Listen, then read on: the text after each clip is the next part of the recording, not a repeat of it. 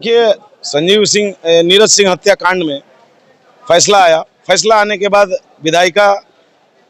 पूर्व विधायिका जो है उन्होंने माननीय न्यायालय के खिलाफ अपमानजनक शब्द कहे, जिसका मैं घोर निंदा करता हूं, जो मैं उनसे कभी उम्मीद नहीं करता था, जिससे मैं और मेरा जूनियर क्षुब्ध है।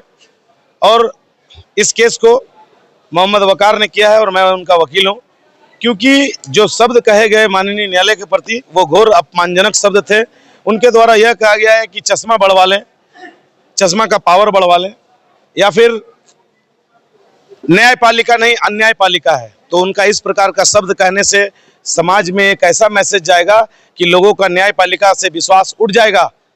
वो एक पूर्व विधायिका रही हैं और इस तरह से अगर अपने केस को लूज करने पर ये स्टेटमेंट देंगी तो आम जनमानस का न्यायपालिका से विश्वास उठ जाएगा। अगर उनको ऐसा कहना भी था तो उसका एक प्लेटफॉर्म था, उनको एक चिट्ठी के पत्र के माध्यम से माननीय रजिस्ट्रार जनरल और माननीय मुख्य न्यायाधीश सुप्रीम कोर्ट को लिखना चाहिए था। वो भी अपने वकील से सारा बिंदुओं पे सलाह लेते हुए कि हाँ इस बिंदु पर उनका ये कमी है, जिससे मुझे यह ऐसा एहसास होता है कि जज द्वारा पक्षपाती किया गया है। लेकिन इस तरह का उन्होंने कोई बात नहीं करके उन्होंने मीडिया के मंच से खुलेआम कहा है, जिसका मैं घोर निंदा करता हूँ। और जितनी इसकी निंदा की जाए वो बहुत कम है। और वो एक पूर्व विधायिका, वो भी एक पढ़ी लिखी विधायिका द्वारा कहा गया। मैं पूर्णिमा नीरज सिंह को अत्यंत मैं पढ़ा लिखा मानता था, लेकिन आज मुझे अपने आप पे अफसोस होता है कि उनके द्वारा इस प्रकार का माननीय न्यायाधीश द्वारा शब्द इस्तेमाल किया गया, सिर्फ इसलिए कि वो अपने पति का केस लूज कर गई।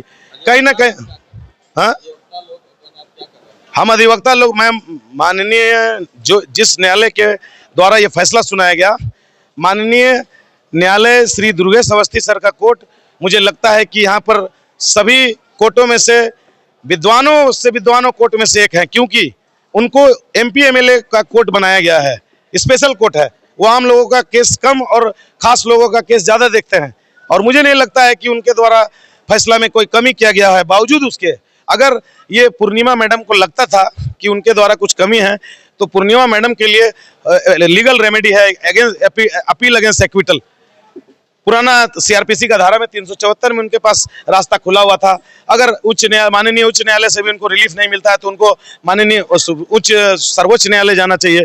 लेकिन ये सब नहीं करके आप किसी जजेस के बारे में कैंडल मार्च निकाल रही हैं, आप किसी जजेस के बारे में आप इस प्रकार से खुलेआम बोल रही हैं कि न्यायपालिका नहीं अन्यायपालिका है।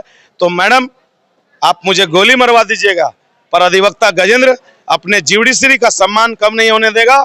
क्योंकि माननीय न्यायालय का जब अगर सम्मान नहीं रहेगा तो वकील का सम्मान रह के क्या होगा। मैडम, आपका शब्द अति गलत था मैडम। भले ही आपने आवेश में कहा हो, आपको अपने शब्द को वापस लेना चाहिए, नहीं तो मैं और मेरा कलीग आपके खिलाफ केस कर चुके हैं एज एडमिशन, और इस केस को मजबूती से लड़ेंगे। केस जो है डिफेमेशन का धारा है और अपमान करने का धारा है। जो इस केस का ज्यूरिडिक्शन पड़ता है, जो जहां पर कैंडल मार्च निकाला गया, ये धनबाद क्षेत्र का थाना है और धनबाद क्षेत्र का ज्यूरिडिक्शन माननीय मुख्य दंडाधिकारी सीजीएम का क्षेत्राधिकार है। मेरा नाम अधिवक्ता गजेंद्र कुमार है और ये मेरा कलीग है जो कंप्लेनेंट है इस केस का, मोहम्मद वकार।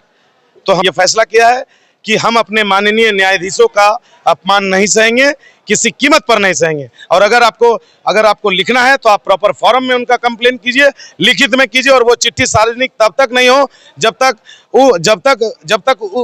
मतलब जज साहब का गलती साबित नहीं हो जाए। और मैं तो बता रहा हूं कि ये हमारे अवस्थी सर का बहुत बड़ा बड़प्पन है कि, और उन्होंने बड़प्पन दिखाया है सर ने, जो कि वो है भी बहुत अच्छे कोर्ट हैं, जिन्होंने अभी तक इस प्रोसीडिंग को इनिशिएट नहीं किया उनके प्रति एकदम